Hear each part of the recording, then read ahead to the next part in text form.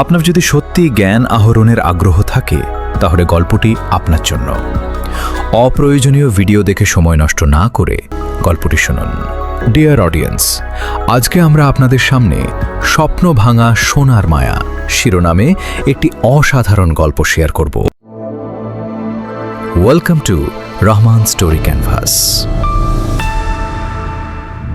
একটি ছোট্ট গ্রামে মুস্কান নামে এক বৃদ্ধা মহিলা থাকতেন।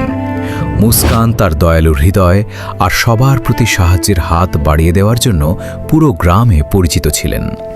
তিনি একা থাকলেও কখনো একা অনুভব করতেন না, কারণ গ্রামের মানুষ প্রায়ই তার কাছে আসত জ্ঞান নিতে এবং গল্প শেয়ার করতে। বিনিময়ে তারা তাকে খাবার ও প্রয়োজনীয় জিনিস দিয়ে সহায়তা করত।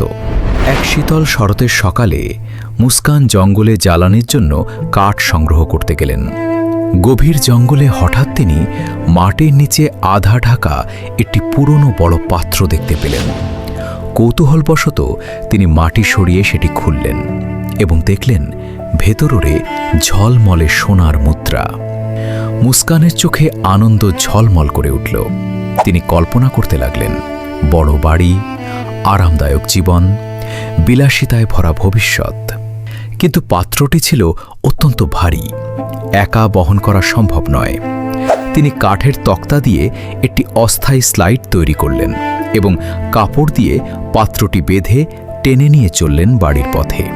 হাঁটতে হাঁটতে তিনি ক্লান্ত হলেও স্বপ্নে ভরপুর ছিলেন। হঠাৎ তিনি লক্ষ্য করলেন পাত্রের ভেতরে সোনার মুদ্রাগুলো রং বদলাচ্ছে। একটু থেমে দেখলেন সোনা হয়ে গেছে রূপা। মুস্কান কিছুটা হতাশ হলেন, তবে নিজেকে বললেন, এটাও তো মূল্যবান। তিনি আবার টানতে লাগলেন। কিছু দূর যাওয়ার পর রূপাও বদলে লোহার মতো হয়ে গেল। এবার তার হৃদয়ে গভীর কষ্ট নেমে এলো। মনে হলো সব স্বপ্ন যেন ভেঙে গেল। ঠিক তখনই মুস্কান থেমে গেলেন। তিনি চারপাশে তাকিয়ে দেখলেন সেই শান্ত জঙ্গল, ঠান্ডা বাতাস আর নিজের জীবনের কথা ভাবলেন। তিনি বুঝলেন এই পাত্র পাওয়ার আগেও তিনি সুখী ছিলেন। গ্রামের মানুষের ভালোবাসা, প্রতিবেশীদের সহায়তা আর ছোট্ট জীবনের শান্তি, এসবই তো তার আসল সম্পদ ছিল। ধন সম্পদ নয়, বরং সম্পর্ক আর ভালোবাসাই সত্যিকারের সুখ। তিনি ধীরে ধীরে হাসলেন।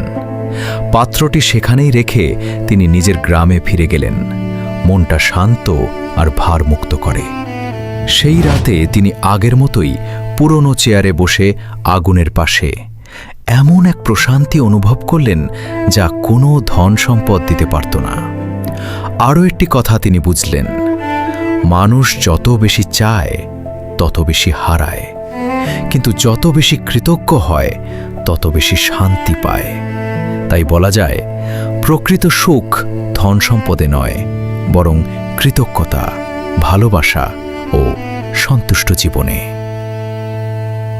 গল্পটি বন্ধুদের সাথে শেয়ার করো। গল্পটি কেমন লেগেছে এবং কেমন গল্প শুনতে চাও কমেন্ট করে জানাও। রহমান স্টোরি ক্যানভাসের সাথে থাকো, যাতে আমরা একসাথে শক্তি ও জ্ঞানের এই পথে এগিয়ে যেতে পারি।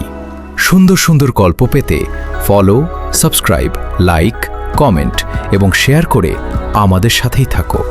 ধন্যবাদ।